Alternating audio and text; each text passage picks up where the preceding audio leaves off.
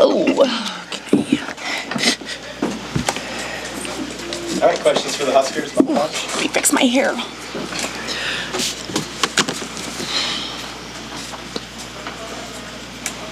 Andi, everybody had like at least 5 kills. What do you think it's like to face this offense when Virginia's going now in the middle of the round? What do you think it's like to face this team? I mean, I can imagine it's really hard for other teams as a middle blocker. I mean, I have firsthand experience when you're playing a team and all of their hitters are clicking. It's really, really tough because you have to honor every single one of them. So when we can do that on our side of the net, it just makes everyone's job super easy. I know it makes the setter's job super easy, but it's also all kudos to our amazing passing. I know we talked about we passed a 2-7 this game, and that's incredible. So obviously the passers did their job, and then Bergen did an awesome job distributing the ball evenly. She had 5 kills herself. Oh my gosh, yeah. Yeah, I saw that. Just what does that open up when she's an added element with you? The same thing. I mean, now teams have to honor her as well, and that just adds another thing onto your plate, specifically the middle blockers again. I mean, now you already have to think about pins, the middles, and now you have a front row setter who's also super aggressive. So it just becomes very overwhelming for other teams, and sometimes they adjust and sometimes they don't. And I think that Bergen, she saw that it was working and she took advantage of it. I mean, 5 kills as a setter is ridiculous, but why stop if it's working? Harper, do you see different defensive looks when other parts of the offense are clicking? You mean like on our team or the other team? The other teams give you different looks. You know? Yeah, I think a lot of teams know I like to swing lines, so that's something I have to adjust to every game because we don't know how they're going to come out and play defense against each hitter. I know it's different. Sometimes they front Andi, sometimes they leave me open. So I feel like that's kind of on Bergen to figure out who's going to be one-on-one, but she does a great job of that. And it gives me the opportunity to find new shots because I never know what defense they're going to come out with and what they're going to scout on me. So that's something I just have to figure out throughout the game. Harper, have you seen Virginia settle in these last few matches? I'm really proud of her. She seems to be gaining her confidence, and it's really fun to be a part of just because I think we give her some confidence too. Like, we all believe in her, and she trusts us in that. So it's been really fun to see her grow the past few games, especially in the Creighton game. And then this game, she hit 400. So, that's incredible, and I'm really proud of her, and I hope she continues to do that. During the Creighton match, somebody told her that she swings better when she's smiling. Who told her that? I don't know. Maybe one of the coaches. I don't know. It seems to be working. Just with when you see her play with such joy, like how does that help you guys? I feel like everyone plays better when they're having fun, and I think that's something I focused on last year, and I'm kind of trying to bring it into this year.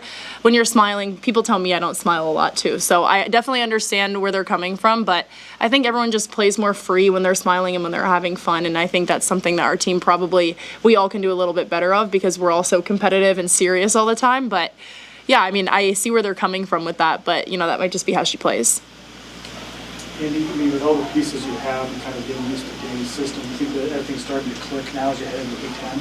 Yeah, absolutely. I think this team has done a really good job adjusting. I know Becca and I early on during one of the press conferences, I made the comment that we're working on new things, and I think that that's really coming to fruition. I mean, all the new routes that we're running and just the new things that we're doing, and Kenna and Manaya included, and I think the team overall is just adjusting really well, and I think you can really feel it out on the court. It feels like one unit. I mean, it always has, but going into season, I'm really confident that we're just going to be one and play some great volleyball. Harper, third straight start for Olivia at libero. What do you think of the way she was flying around in that first set in particular? I think she had 7 digs in game 1.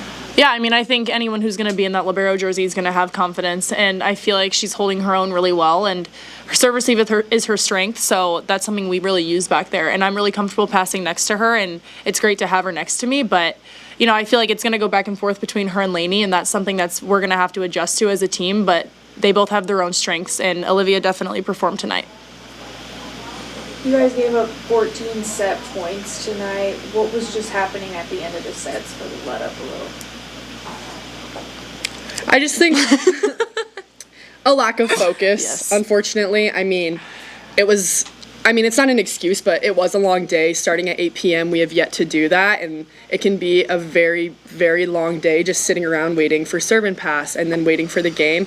And so learning how to adjust to that, obviously, because I know when we go to the West Coast, those are going to be really late games, so not using it as an excuse, learning from it this one time. Obviously, we bounced back from it and we won, and we talked about it a lot. We're grateful to win. You know, we don't want to feel relief when we win. It's an exciting thing, so taking it for what it is, but not letting it happen again and adjusting from here on out.